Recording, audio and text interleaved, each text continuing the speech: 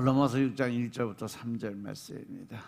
로마서 6장 1절부터 3절의 말씀.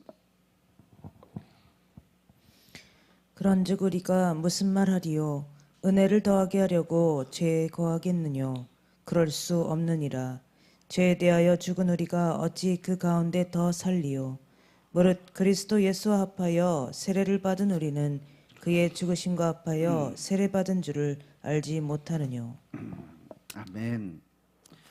지난 시간에서 로마서 6장 전체를 한번 조금 더 훑어보고 그리고 말씀 들어가겠습니다. 로마서 6장에서 10절 11절에 보시면 그가 죽으시면 죄에 대해서 단번에 죽은 자요라고 말씀하십니다.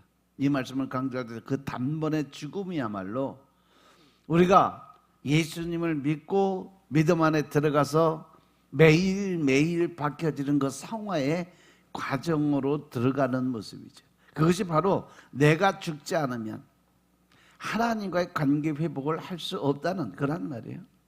그래서 그의 죽으심은 죄에 대해서 단번에 죽으심이고 그의 살으심은 하나님께 대하여 살으심이니 이와 같이 너희도 너희 자신의 죄에 대해서 죽은 자고 그리스도 예수 안에서 하나님에 대해서는 산 자로 여겨라 이렇게 말씀을 하십니다. 그래서 우리가 말씀 안에서 이렇게 변화가 되고 새로운 삶을 살아가면서 늘 매일매일 새롭게 결단을 해요. 그 결단의 토대는 늘 같은 자리, 곧 십자가의 능력이란 거죠. 그 뒤로에 기도하는 손이라는 조각상이 있는데 그 기도하는 손처럼 성화는 거창한 연출이 아니에요.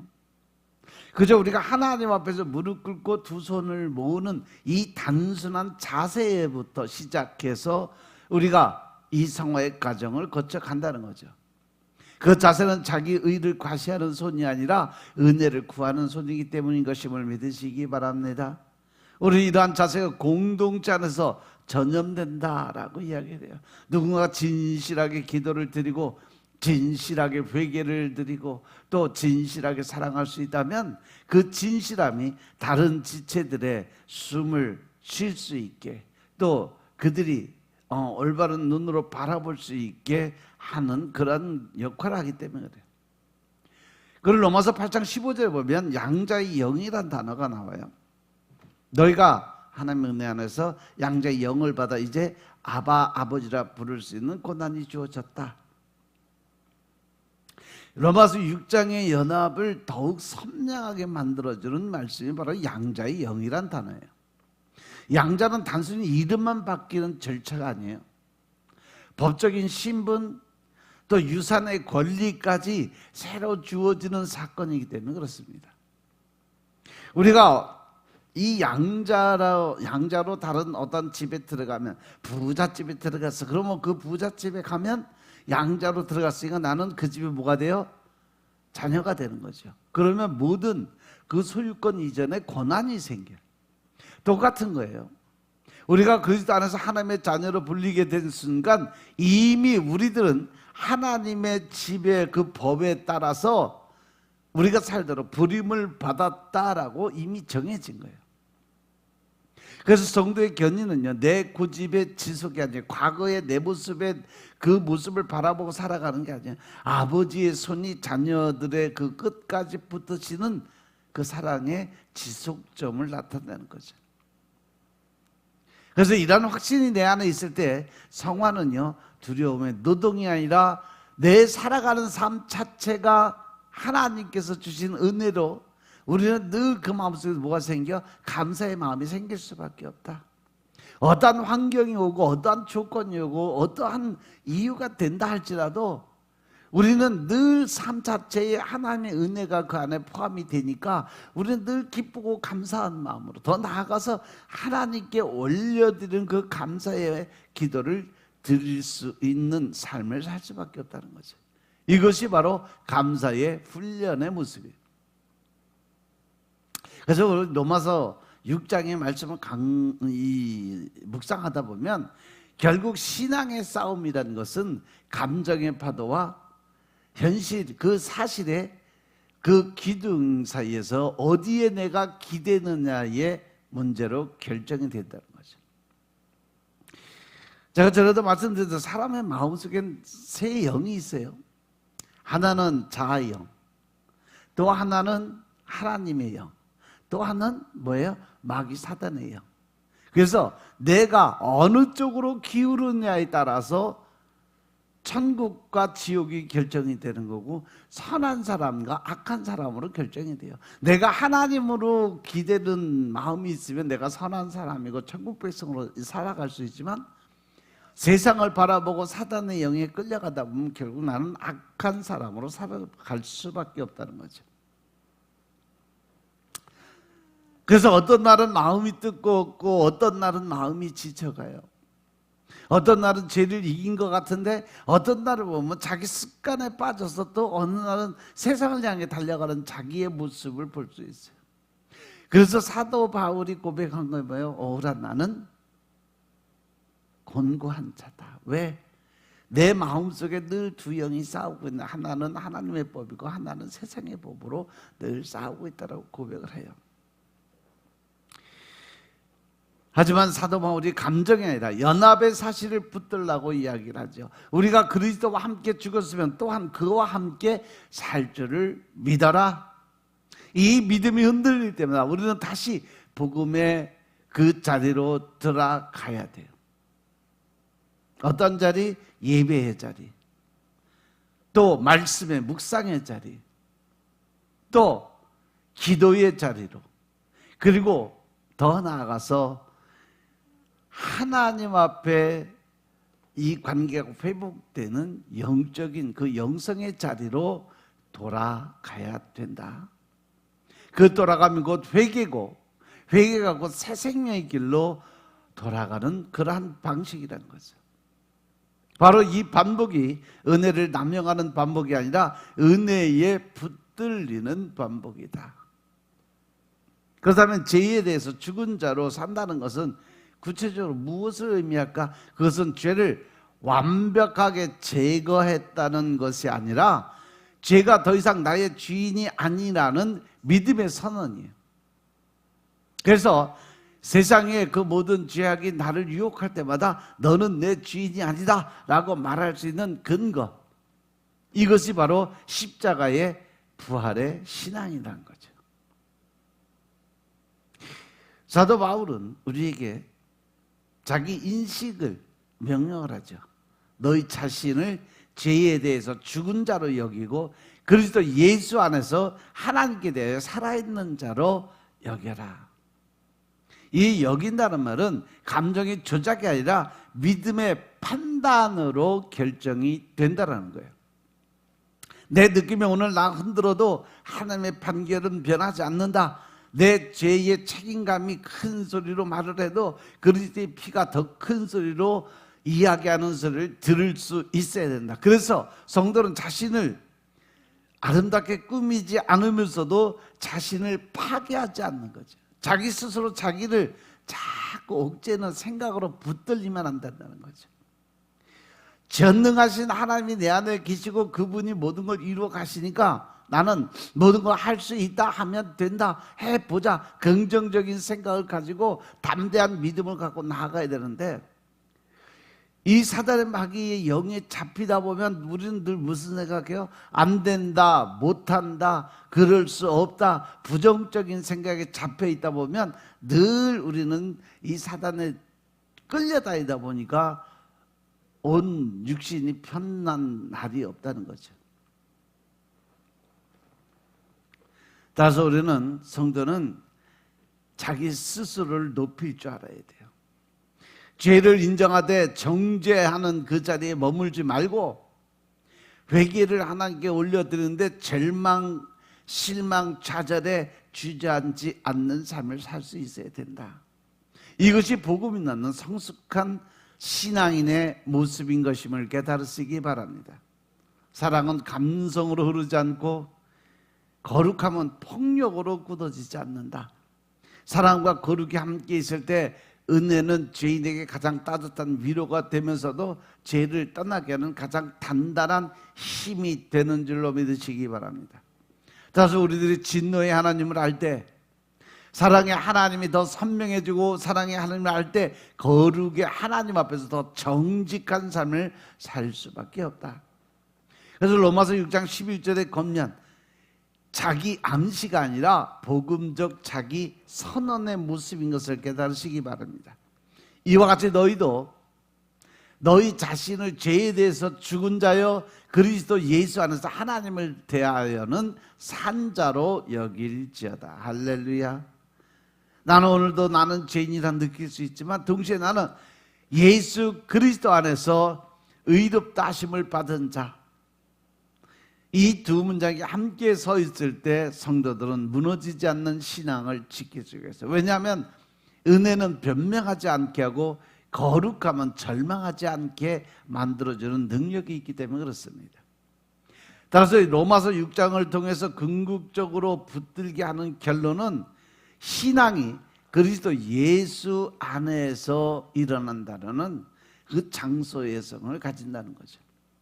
우리는 더 이상 아담의 죄성 안에 머무는 존재가 아니요, 이신 칭의의 그 칭의의 은혜를 받았기 때문에 이제 우리가 하나님 안에서 예수 안에서 의롭다 칭함을 받은 존재들이에요. 다른 시민권 어떤 다른 주관권 아래 들어온 존재예요.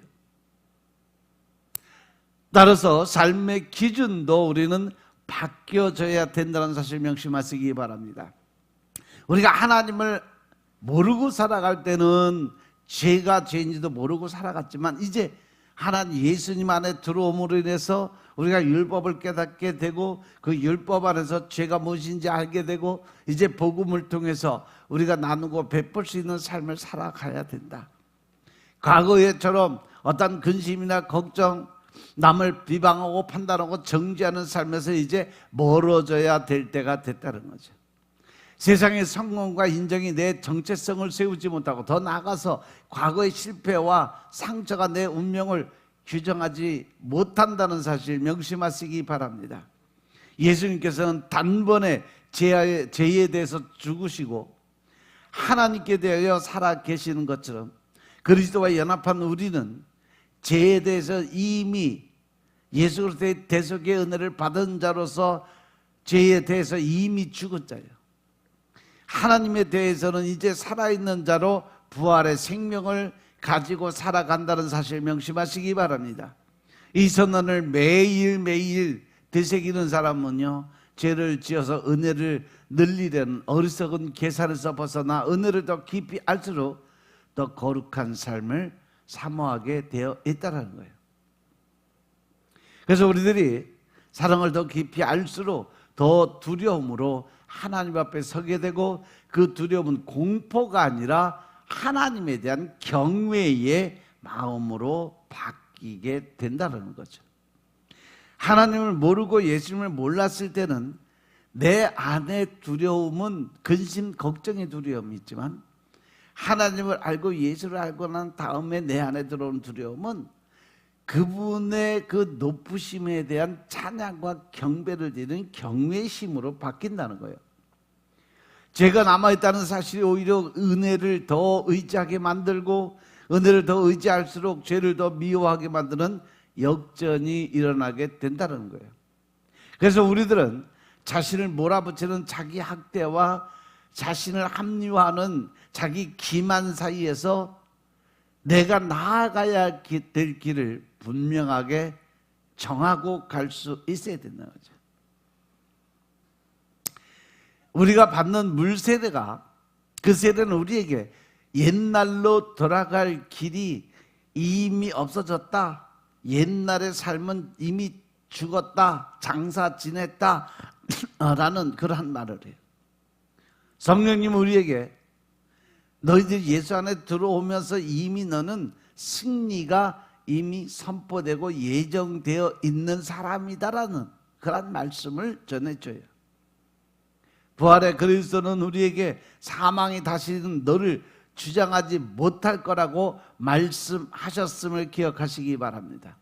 그래서 우리는 늘 이 세상에 대해서는 늘 승리의 삶을 살게 될 것이고 또 예수 안에 들어오게 되면 이제 더 큰 사랑을 나누고 베풀 수 있는 자리, 온유하고 겸손한 자리에 서 있어야 된다는 사실 명심하시기 바랍니다.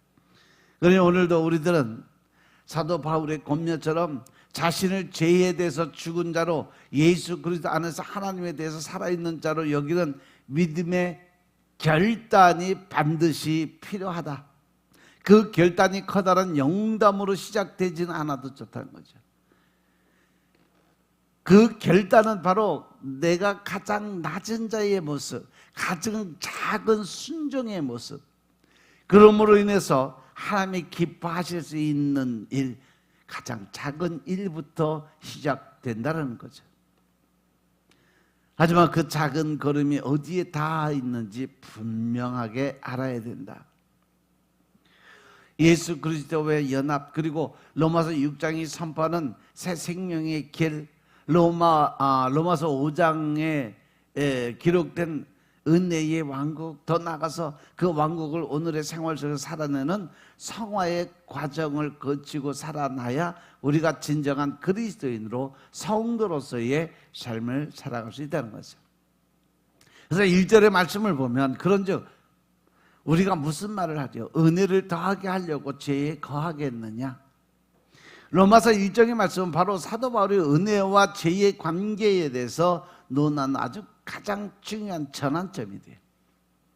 로마서 5장 20절에서 사도 바울은 그리스도를 통한 하나님의 은혜가 죄보다 더 강하다는 점을 강조를 했어요. 죄가 더한 곳에 은혜가 더욱 넘친다는 얘기였어요. 그리고 이제 6장에서는 이러한 은혜의 교리가 도덕적 방정으로 오해될 수 있는 가능성을 다루고 있다는 거죠. 사도 바울은 이 수서적 질문을 통해서 자기의 논증을 전개하죠. 은혜를 더하게 하려고 죄에 거하겠느냐라는 질문은 잠재적인 오해나 잘못된 결론을 예상하고 이를 먼저 선제적으로 다루는 그런 방식이에요. 이는 일부 사람들이 죄가 더할수록 은혜가 더하니까 내가 계속 죄를 지으면 더 많은 은혜를 경험하지 않을까라는 잘못된 생각을 가질 수 있습니다. 그러한 왜곡된 논리를 펼칠 가능성이 있기 때문에 그것을 차단하기 위해서 기록된 말씀이에요. 따라서 이 말씀은 기독교 신앙의 은혜와 윤리의 관계를 이해하는데 아주 핵심적인 단어입니다. 사도 바울은 여기서 구원의 은혜의 거룩한 삶 사이에 불가분의 관계를 확실하게 정하고자 기록을 해놨죠. 은혜는 죄로부터의 자유를 가져오는 거예요. 이는 계속해서 죄 가운데 살아가는 것과는 같이 양립할 수 있는 존재가 아니에요. 이것은 율법주의와 방종주의 사이의 균형을 잡아주는 그러한 거죠. 율법주의는 뭐냐? 구원을 위해서 행위가 필요하다는 관점을 말하는 거죠. 우리가 구원을 얻기 위해서는 바로 그런 행위, 어떠한 그 모습이 반드시 필요하다. 방종주의는 뭐냐면 우리가 은혜를 받았으니까 어떻게 살든 상관이 없다는 관점을 얘기하는 거예요.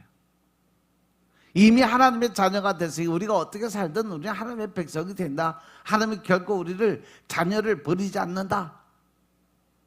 사도 바울은 그리스도인의 자유가 죄를 지을 자유가 아니라 죄로부터 자유로워지는 것이다 라는 설명을 지금 하고 있는 거죠. 그래서 이 초대교회 시대의 영지주의자들, 이러한 사람들은 육체와 영을 분리해서 육체적인 행위는 영적 상태에 영향을 미치지 않는다 이렇게 주장을 했어요. 이러한 배경에서 사도 바울의 질문은 잠재적인 윤리적인 혼란을 해소하기 위한 것으로 볼 수 있다는 거죠. 또한 로마 교회는요, 유대인 신자와 이방인 신자로 구성이 되어 있었어요. 그런데 그들 사이에 율법과 은혜의 관계에 대한 이해의 차이가 있었다는 거죠. 이 유대인 성도들은 할례를 더 중요하게 여기기 때문에 할례를 받지 않으면 구원을 못 받는다라는 이렇게 가르쳤어요. 사도 바울이 이러한 맥락에서 은혜가 도덕적 삶을 악화시키는 것이 아니라 오히려 그 은혜를 받음으로 해서 우리의 도덕적 삶이 더 강화된다는 점을 강조하려고 지금 말씀을 전하고 있는 거예요. 그럼 우리 사도 바울은 로마서 6장 2절에서 그럴 수 없다라고 아주 단언하고 강력하게 그들의 생각을 부인을 하죠. 이어서 그런 성도들이 어떻게 그리스도와 함께 죄에 대해서 죽었는지 설명하고 죄에 대한 죽음과 예수 그리스도 안에서의 새 생명이라는 주제를 발전을 시켜주죠. 현대 신앙인들에게 이 말씀은 여전히 중요한 질문을 제기해요. 하나님의 은혜를 우리의 편의대로 오용하고 있는 건 아닌지, 자기가 알고 있는 지식의 말로 말씀을 판단하고 있는 건 아닌지. 또한 이 말씀은 구원이 단순히 죄의 용서만이 아니라 죄의 권세로부터 해방된다는 것을 알려주는 거예요. 그리스도인의 삶은 은혜 안에서 성장하는 거지 은혜를 핑계로 죄 가운데 머무는 것이 아니라는 거죠. 결론적으로 로마서 6장 1절의 말씀은 기독교인의 핵심 원리를 제시해요. 하나님의 은혜는 죄를 더 짓도록 허용하는 것이 아니라 죄에서부터 자유로움을 얻은 그러한 삶을 살아야 된다는 거죠. 그래서 로마서 8장 32절의 말씀처럼 진리를 알면 너희가 진리 안에서 자유로움을 얻어야 된다라고 이야기를 하는 거예요. 그래서 이 말씀을 통해 사도 바울은 은혜와 거룩함이 서로 분리될 수 없다는 것을 강조하면서 진정한 은혜의 경험은 죄에서 떠나서 하나님을 향한 새로운 삶으로 이어져야 간다는 것을 역설적으로 설명을 하고 있어요. 이처럼 로마서 6장 1절의 말씀은 은혜의 교리가 어떻게 실제적인 삶의 변화로 이어져야 되는지 분명하게 보여주는 아주 중요한 하나님의 말씀인 것임을 깨달으시기 바랍니다. 아멘. 근데 하나님의 말씀을 잘못 알고 잘못 해석하고 이해를 하다 보면 그것으로 오해가 돼요. 그래서 하나님이 싫어하시는 일들을 할 수밖에 없다는 사실 명심하시고, 오늘도 하나님 말씀 안에서 우리가 변화되는, 또 그로 인해서 새롭게 하나님을 기뻐하게 할 수 있는 삶을 사시길 주의 이름으로 축원합니다. 어떤 생각으로 붙들리고 더 나아가서 눌리는 삶을 통해서 늘 억압된 그 틀 안에 박히지 말고, 이제 오늘 말씀을 통해서 여러분들이 온전하게 새롭게 변화되고 또 말씀 안에서 진리 안에서 자유함을 얻는 담대함의 믿음을 가질 수 있는 여러분들의 삶이 되시길 주님으로 축원합니다. 기도드리겠습니다. 아버지 하나님 감사드립니다. 오늘도 아버지의 은혜 가운데 우리의 삶이 변화될 수 있도록 축복하시고, 또한 아버지 하나님 오늘 말씀을 통해서 우리가 어떻게 믿음 생활을 해야 되는지 알고 깨닫게 하시니 감사합니다. 늘 신령과 진정의 마음 안에서 주의 영적인 권세 능력을 사용할 수 있도록 주여 축복하시고, 이제 더 큰 하나님의 사랑을 나누고 베푸는 자들의 삶으로 살아갈 수 있도록 주여 축복하시고, 주님이 주시는 담대함으로 세상의 어떠한 사단의 권세도 담대하게 나사렛 예수의 이름으로 물리칠 수 있는 능력자들 될 수 있도록 축복하옵소서. 모든 말씀 우리 주 예수 그리스도의 이름으로 감사드리며 기도드렸사옵나이다. 아멘.